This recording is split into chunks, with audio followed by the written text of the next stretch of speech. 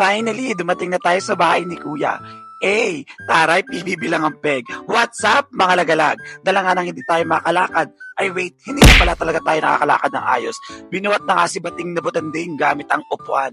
Look at my feet, manas. Habang waiting sa ayuda ni Mayora, tayo nga ay naglato-lato, opo, para malibang. At heto na ang pinakahihintay.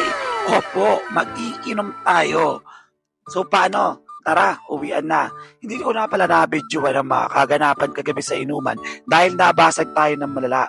Sayang at hindi ko na din nakabanding ang mga pinsan ko at yung best friend ko. Dala ng saglit lang din naman tayo. Diyos ko, ba't pahirapan pa rin talaga tayo makapot makasakay. Tara, alis na tayo. Nadaanan nga natin dyan yung People's Park. Actually, pesta sa bayan ng Maribeles ng araw na yan. Kaya maraming parking at apakamumura ng paninda. Sayang nga at injured tayo. May pa-pre-concert pa man din daw. At guest artist si DJ Monterde at ang The Ones. Nadaanan din natin yung PAV kung saan ako nag-OGT nung college. Wala lang. Share ko lang. Oo, graduate tayo mga B. Hindi lang halata. Masaya at sulit naman ang gala.